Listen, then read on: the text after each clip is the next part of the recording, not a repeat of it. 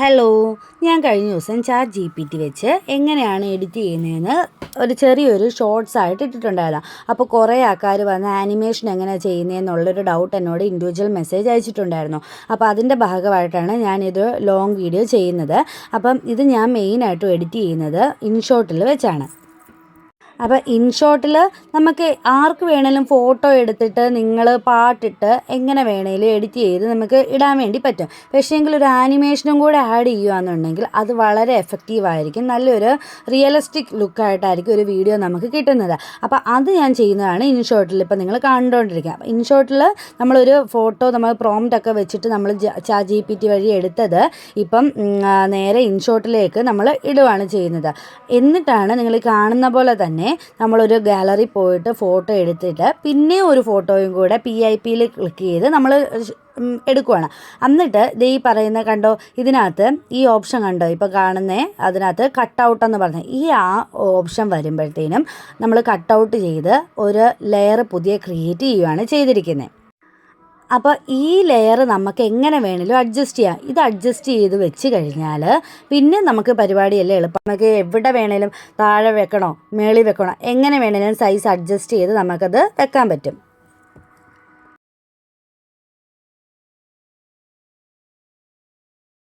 ഞാനിപ്പം ക്രിയേറ്റ് ചെയ്യുന്നത് ആ ഒരു ബാക്ക്ഗ്രൗണ്ട് പടം പോലെ തന്നെയായിരിക്കും പുതിയതായിട്ട് വെച്ചിരിക്കുന്നത്. ഈ PIPയിൽ വെച്ച് എഡിറ്റ് ചെയ്ത പടം കൊണ്ടുവന്ന് വെച്ചിരിക്കുന്നത്. ഇനിയാണ് നമുക്ക് അതിൽ തന്നെയുള്ള ആനിമേഷൻ എന്ന് പറയുന്ന ഓപ്ഷൻ എടുക്കുന്നത്. ഈ ഓപ്ഷനിൽ കണ്ടോ നിങ്ങൾക്ക് ഇന്ന്, ഔട്ട്, കോംബോ, ലൂപ്പ് എന്നൊക്കെ പറയുന്ന കുറേ ഓപ്ഷൻസ് ഉണ്ട്.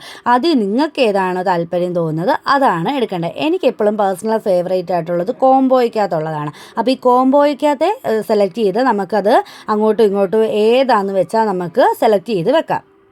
ഇപ്പം നിങ്ങൾ കാണുന്ന ആനിമേഷൻ കണ്ടോ, അത് ഞാൻ ഇപ്പോൾ ഒരു ലെയറും കൂടെ ഞാൻ കയറ്റി വെച്ചിട്ടുണ്ട്. അതായത് PIP തന്നെ ഞെക്കി നമുക്ക് വേറൊരു ലെയറും കൂടെ എടുത്ത് അഡ്ജസ്റ്റ് ചെയ്യാം. അപ്പം നമുക്ക് അതിനും വേറൊരു ആനിമേഷൻ കൊടുക്കാനാണ് ഞാൻ പ്ലാൻ ഇട്ടിരിക്കുന്നത്. അപ്പോൾ ആ ഒരു പ്ലാൻ അനുസരിച്ച് എല്ലാ ലെയറും ഒരേ ഇതിൽ അഡ്ജസ്റ്റ് ചെയ്തിട്ടാണ് ഞാനിപ്പോൾ ആനിമേഷൻ കൊടുത്തിരിക്കുന്നത്.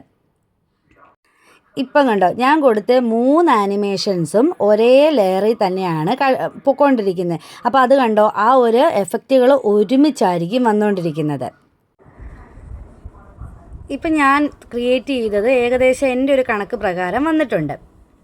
നെക്സ്റ്റ് ഞാനത് സേവ് ചെയ്യുവാണ്. അപ്പോൾ ഞാൻ ഇൻഷോട്ട് എന്നുള്ള ലോഗോയെ ഞെക്കിയിട്ട് അത് ഞാൻ റിമൂവ് ചെയ്ത് മാറ്റിയിട്ടാണ് സേവ് ചെയ്യുന്നത്. എക്സ്പോർട്ട് ചെയ്ത് കഴിഞ്ഞാൽ നമുക്കത് ഗാലറിയിലേക്ക് കിട്ടും. ഇനിയും ആർക്കെങ്കിലും ഡൗട്ട്സ് ഉണ്ടെങ്കിൽ മെസ്സേജ് ഇട്ട് ചോദിച്ചാൽ മതി. ഞാൻ കൂടുതൽ വിവരങ്ങൾ പറഞ്ഞു തരുന്നതായിരിക്കുമേ.